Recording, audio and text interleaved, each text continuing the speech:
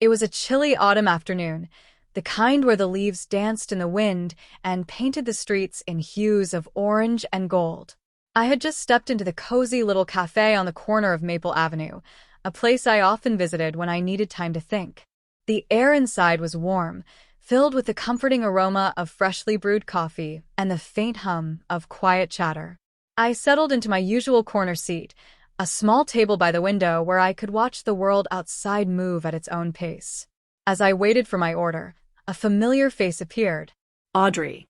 She was as striking as I remembered, with her auburn hair catching the light and her eyes brimming with a confidence that always seemed to disarm me. We hadn't seen each other in years, but there she was, standing just a few feet away. Her eyes scanned the room until they landed on me, and her lips curled into a smile that was both nostalgic and warm. "Well, if it isn't you," she said, her voice carrying that playful lilt I'd never forgotten. "Audrey," I replied, standing up to greet her. "It's been a while."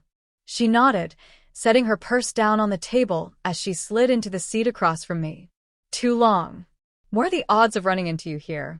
We exchanged pleasantries, catching up on where life had taken us since we last met. She spoke about her travels, her career, and the way she'd found a sense of freedom in exploring the world on her own terms. I listened, genuinely happy to hear her stories, though a faint sense of unease settled in the back of my mind. I knew what she'd eventually ask, and I wasn't sure how to respond. Then, as if reading my thoughts, she leaned in slightly, her gaze intent. "You know, I've thought about you a lot over the years," she said. About us. "Do you ever wonder what might have been?" Her words hung in the air, heavy with implication. I felt my chest tighten as I searched for the right way to respond.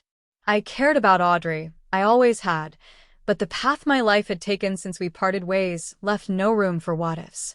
Taking a deep breath, I met her eyes. "Audrey," I began softly, "I have a wife."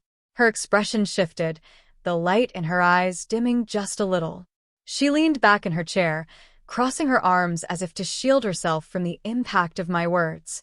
"Oh," she said, her voice quieter now. "I didn't know. I should have told you sooner," I admitted, feeling a pang of guilt. "But it's the truth. I'm married. Happily married." Audrey gave a small nod, her gaze dropping to the table.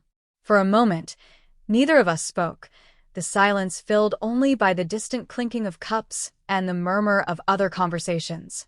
When she finally looked up, there was a bittersweet smile on her face. "She must be wonderful," Audrey said. "She is," I replied, a genuine smile spreading across my lips. "She's kind and strong."